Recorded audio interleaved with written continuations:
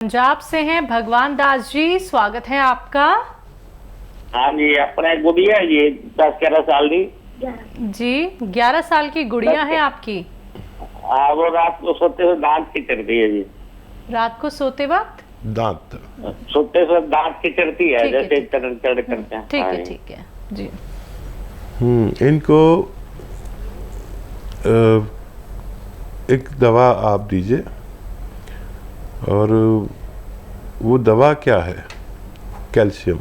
किसी भी सूरत में कैल्शियम की कमी को पूरा कर दीजिए इनके। और कैल्शियम की कमी पूरी कर देंगे तो इनके दांत ये जो किचकिचाते हैं वो ठीक होना मुमकिन है। अगले कॉलर हैं दिल्ली से दयावती जी, स्वागत है आपका। नमस्कार मैम। जी नमस्कार। नमस्कार भाई साहब। जय हिंद, आदाब, स्वागतम, वेलकम। हमारी बहन के लिए वेलकम। बताइए क्या हाल है आपके?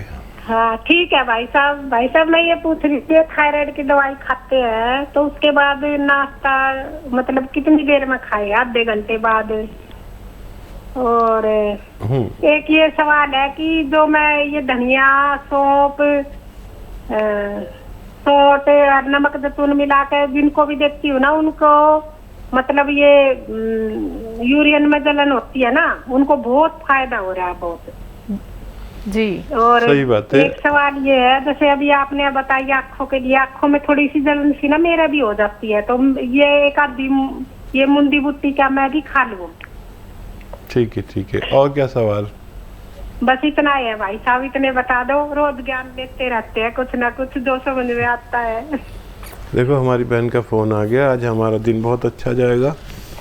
और मुंडी बूटी आप ले सकते हैं और कोई भी ले सकता है। एक मुंडी बूटी खाएंगे तो 1 साल तक आँखों के जो मौसमी बुखार, वबाई इमराज रोग होते हैं ना, जो मौसम के साथ आते हैं, किसी की आंखें लाल हो गई, किसी की आँखों वो वायरल कुछ फ्लू चलता है, आँखों का फ्लू चलता है तो पूरे इलाके के इलाकों को हो जाता है। एक आदमी दूसरे को देख लेता है तो उसकी भी आंखें लाल हो जाती हैं। तो 1 साल में 1-2 तो सबको खा ही लेनी चाहिए। मैं भी खा लेता हूँ। इस साल भूल गया हूँ लेकिन आपने याद दिला दिया तो मुझे भी खानी होगी। अब क्या सवाल था? थायराइड की अगर कोई दवाई ले रहा है तो खाना कब खाना चाहिए? आधा घंटे बाद ले लें तो ज़्यादा मुनासिब होगा। और एक सवाल था इनका। हाँ जी, धनिया, सौंफ और सौंठ और जैतून का जो नमक होता है यूरिन में इन्फेक्शन के लिए, तो वो तो बना के प्रचार प्रसार कर रही हैं। हाँ देखिए, आपको तो सब तजर्बे हो गए, शायद मेरी बराबर तजर्बे हो गए। ये जिनको पेशाब में जलन होती है मर्दों को कम और महिलाओं को ज़्यादा होती है, तो इसकी 1-2 खुराक से ही हमने देखा अपने अनुभव में कि उसमें आसानी हो जाती है। महिलाओं को ये बहुत ज़्यादा प्रॉब्लम रहती है। इसके अलावा देखो सिस्टर, ये एसिडिटी, कब्ज़ में तो फ़ायदा कर ही रहा है और गैस में, और ये थायराइड में भी दे सकते हैं। और जो यूरिनरी इन्फेक्शन है उसमें दे सकते हैं, जिसकी क्रेटिनाइन बढ़ जाती है, यानी हमारी किडनी में गंदगी की एक लिमिट है 1 पॉइंट। इससे ज़्यादा बढ़ जाए तो हम किडनी के मरीज़ हो जाते हैं और फिर हमें डायलिसिस क्या क्या कराना पड़ता है। वो लोग भी ले सकते हैं इनको। और लीवर के लिए बहुत अच्छा है, स्किन रोग के लिए बहुत अच्छा है। ये कितने रोगों में काम आता है मुझे खुद नहीं पता। कभी कभी तो कोई मरीज़ मुझे बताता है कि मैंने इसमें ये ले रहा था तो मेरा ये भी ठीक हो गया। तो इसको आप नोट करके रखें, बहुत काम का नुस्खा है और आप जिसको भी दे रहे हैं उसको फ़ायदा हो रहा है। वैसे ये असली चूरन है और दूसरे लोग ना जाने क्या क्या मिला के दे देते हैं, लेकिन ये असली चूरन है। सुलेमानी चूरन कहते हैं इसे। आप याद रखना, मेरा नाम सुलेमान है, इसे सुलेमानी चूरन कहते हैं। असली दवाएं मिल गई तो फ़ायदा होना मुमकिन है। अगली कॉलर है पंजाब से लता जी, स्वागत है आपका। नमस्कार मैडम जी। जी नमस्कार। नमस्कार वीर जी। आदाब, जय हिंद, वेलकम। भाईजान मेरे 3 सवाल हैं। मैडम जी 3 सवाल है, लिख लो आप, है ना जी। मैडम? एक ना भाई है, उसको शुगर भी और जुकाम, खांसी, नजला इसके साथ में जैसी रहती है, उसको क्या क्या दें? और एक हम जो आपने मुंडी बटी बताते हो, उसको चबाकर खाना है? चबा के नहीं, और निगल कर खाना, निगल कर। साफ्ती को? हाँ, साबुत ऐसे मुंह में रख के और निगल के खाना है। भाई अगर किसी को साथ में कब्जी हो, उनकी आंखें लाल रहती हैं और खुजली होती है, तो उसको कब्जी भी है, उसको क्या दें फिर? मुंडी बटी दें और क्या दें? और एक सवाल और है भाई मेरा। भाई एक सवाल ये है कि जो उनाव वाला नुस्खा है इम्यूनिटी बढ़ाने के लिए, जिसको खट्टी चीजें नहीं सिखाती और ठंडी चीजें नहीं सिखाती, हम उसको दे सकते हैं? ठीक है। हाँ, खट्टी और ठंडी चीज़ें उनको खानी नहीं चाहिए जिनको ज़ुकाम, नज़ला, खांसी, बलगम, छींके, एलर्जी होती है। तो उनको खट्टी चीज़ें उस वक्त तक नहीं खानी चाहिए जब तक ये नुस्खा वो इस्तेमाल कर रहे हैं। और ये नुस्खा इस्तेमाल करने के लिए 5-6 महीने दरकार होते हैं, 5-6 महीने चाहिए होते हैं। जब तक ना करें तो बहुत तेज़ी से फ़ायदा मुमकिन है, करेंगे तो फिर वक्त ज़्यादा लगेगा, तो आपको हमसे शिकायत हो सकती है। मुंडी बूटी वाला आपने जवाब दे दिया। हकीम साहब, इनके एक भाई हैं जिनको शुगर है और नज़ला ज़ुकाम रहता है। हाँ देखिए, शुगर का तो इलाज करना ज़रूरी है, लेकिन शुगर वाले खट्टी चीज़ खाते हैं, वो नज़ले वाले खट्टी चीज़ खाते हैं तो उन्हें नहीं चलती अक्सर। तो जैतून का सिरका नहीं दे सकते इन्हें, अगर नहीं चले तो इनको जामुन का गोंद आधा ग्राम 2 बार दिया करें दिन में, इससे ज़्यादा ना दें। ये दरअसल बहुत तेज़ होता है। अक्सर आपने देखा होगा कि हम जामुन अब आने वाली है, मेरे ख्याल से अभी आ जाएगी या आ गई होगी, तो हम 200-300 रुपए की जामुन खा जाते हैं। शुगर वाले तो बहुत ज़्यादा खाते हैं और सोचते हैं इससे फ़ायदा हो जाए, लेकिन बहुत मामूली सा फ़ायदा भी होता हो तो मुझे इत्मीनान नहीं होता।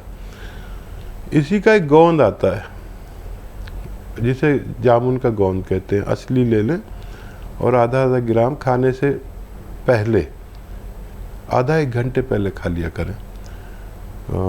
इसे ज़्यादा ना खाएं, काफ़ी तेज़ होता है। एक आधा ग्राम में, इसके गोंद में 2 किलो जामुन की ताकत होती है। इससे ज़्यादा कभी ना खाएं। तो मैं फिर से बता दूं कि ये आधा ग्राम में 2 किलो जामुन की ताकत होती है। और वैसे ही असरात इसके हैं कि जैसे आपने आधा ग्राम खा लिया तो 2 किलो जामुन खा ली। अब 2 किलो जामुन तो आदमी खा नहीं सकता, तो उतना ही फ़ायदा करता है ये, लेकिन आधा ग्राम से ज़्यादा ना लें और 1 या 2 ही बार लें और खाने से पहले लें तो फ़ायदा मुमकिन है। और सवाल? जी, एक सवाल है इनका कि कोई है इनके घर में जिनकी आंखें लाल रहती हैं और कब्ज़ की शिकायत है। आँखों के लिए, लाल के लिए कोई और भी दवा ले सकते हैं, एलोपैथिक डॉक्टर को भी दिखा सकते हैं। और एक आता है, देखिए, कब्ज़ के लिए पहले लीजिए, कब्ज़ के लिए सौंफ, सौंठ, ज़ीरा, अजवाइन, धनिया, मेथी। सौंफ, सौंठ, ज़ीरा, अजवाइन, धनिया, मेथी, ये 6 चीज़ें 100-100 ग्राम ख़रीदें। और नमक तो आप जानती हैं, इसमें जैतून का 1 चुटकी 1 चम्मच में मिला के इन्हें खिलाएं कब्ज़ के लिए। और चिलगोजे का गोंद आधा ग्राम रोज़ाना रात को खिलाया करें, पानी से या दूध से खाना खाने के बाद, तो इनकी आंखों को भी फ़ायदा होना मुमकिन है। अगले कॉलर हैं दिल्ली से राजेश जी, स्वागत है आपका। हेलो। हाँ मैम जी, नमस्ते। नमस्कार सर। आदाब, जय हिंद। आदाब सर जी, बताइए। अरे सर 2005 में मेरे हो गई थी पथरी गुर्दे में। वो 37 mm की थी, तो मैंने ऑपरेशन कराया था। तो उसके बाद में फिर मेरे अब पथरी हो गई। तो पथरी हो गई थी, तो फिर मैं दवाई खाता रहता हूँ, दर्द होता रहता है। ठीक है जी। तो देखिए, एक हम नुस्खा बता रहे हैं बहुत कामयाब, आप समझ लें तो बहुत अच्छा है। पथरी जब तक रहेगी, जब भी अपनी जगह से हिलेगी ज़रा सी भी तो तकलीफ़ देगी, और इसके निकलने के लिए हिलना भी ज़रूरी है। तो दर्द हो तो दर्द की दवा आप खा सकते हैं, और कोई दवाई नहीं है जो आप खाएं और दर्द ठीक हो जाए। पथरी पाउडर बन के निकल जाए, इसके लिए एक नुस्खा है, और नुस्खा ये है कि ये जो होता है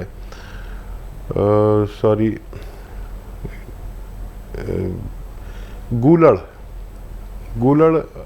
होते गोल गोल पत्ता, उसके पत्ते ले लें, गूलड़ के 2 पत्ते 3 पत्ते आप ले लें, और उसको बारीक पीस लें सिलबट्टे पे, बहुत बारीक पीस लें। नींबू पानी में पीस लें, पानी न डालें, नींबू पानी डालें, उसमें खूब बारीक पीस लें। 1 गिलास पानी मिलाएं, उसके बाद 1 गिलास पानी मिला के इसमें नमक ज़ैतून आता है, एक नमक ज़ैतून, ये आपको अपने घर में रखना चाहिए, क्योंकि आपको बार बार पथरी होगी, जिसको भी होती है बार बार होती है, तो कभी कभी ये पी लिया करें। नमक ज़ैतून 1 चुटकी या 2 चुटकी इसमें मिलाकर 5-6 दिन लगातार पिए, एक खुराक सुबह, और हो सके तो शाम को भी पी लें। ये नुस्खा आपके घर में रहना चाहिए, क्योंकि आपको बार बार प्रॉब्लम होती, तो ये अगर आप कभी कभी पी लिया करेंगे तो वो बनने ही नहीं देता। तो ये पीकर आप पानी और 2 गिलास पानी और पिए, और आधा घंटे तक खाना ना खाएं। दर्द हो तो दर्द की दवा लें, तो बहुत जल्दी आपकी मतलब जल्दी ही ये पथरी निकल जाना मुमकिन है। महावीर शर्मा है गुड़गांव से, स्वागत है आपका। हाँ जी, बताइए सर, प्रश्न क्या है? प्रसन्न जी, मैं दवाई मंगाई सियागोन, और उससे बहुत आराम हुआ है। मैं वैद्य जी को धन्यवाद देना चाहता हूँ, बहुत बहुत इनका धन्यवाद। भगवान इनको खुश रखे, कारोबार में इनकी तरक्की हो। बहुत धन्यवाद भाई आपका, आपने हमें जो ये फीडबैक कॉल दी है, हम खुश हो गए बहुत ज़्यादा। और अब आप देखिए, हमारे साथ जुड़े रहिए। आप हमारे साथ जुड़े रहेंगे तो उसका ये मकसद नहीं है कि मैं आपकी इज्जत करता रहूं, आप मेरी इज्जत करते रहें, वो तो ज़रूरी है सम्मान, लेकिन ये नुस्खा आपको अपने कम से कम 100 रिश्तेदारों तक पहुंचाना है। अगर आप ये प्रण लेते हैं तो आपका धन्यवाद स्वीकार है, अगर नहीं लेते हैं, आप हैं लाइन पे क्या? 6 घंटे चैनल देखता हूँ आपका। हाँ, आप ये प्रण लेते हैं कि आप 100 लोगों तक ये नुस्खा पहुंचाएंगे, ताकि 100 लोगों को और फायदा हो सके। देखो जी, कम से कम 50 आदमियों के पास मैंने आपकी दवाई पहुंचा दी है। अच्छा भाई, बहुत अच्छे आदमी हैं आप, और तारीफ करता हूँ कि मैं भाई, ये दवाई इससे बढ़िया कोई दवाई नहीं है। आप यकीन करें भाई, देखिए मैं जो भी नुस्खा आपको बताता हूँ वो लाखों बार जब आजमा लेता हूँ तब आपके पास पहुँचाता हूँ। बस मैं ये चाहता हूँ कि मेरा कोई भी भाई जैसे आप हैं वो उससे अगर लाभ उठाएं तो सिर्फ अपना लाभ उठाकर ना बैठ जाएं, फिर वो सबको होना चाहिए लाभ, जो भी आपकी तरह 10-10, 20-20 साल से तकलीफ़ में, हर घर में वो लाभ पहुंचना चाहिए। हर घर को उस दवा की पहचान होनी चाहिए, हर घर को के पास एक डायरी होनी चाहिए, ताकि अगर मैं कल को नहीं भी रहूं तो आप सेवा करने वाले मौजूद रहें, आपके बाद कोई और रहें, और ऐसे ये सिलसिला चलता रहे, और ये सब कुछ ख़त्म हो के लोगों को कुछ पता ही नहीं है। हर घर में एक जानकारी हो, जितना मेरे पास ज्ञान है आप तक पहुंच जाए, ये मेरी कोशिश है। इसी साल मैं रिटायरमेंट लेने वाला हूं, मुझसे जो भी नुस्खे पूछने हैं पूछ लीजिए, और जितना प्रचार प्रसार करना है कर लीजिए, फिर उसके बाद मैं नहीं मिलूँगा। आपका बहुत धन्यवाद कि आपने फीडबैक कॉल दी।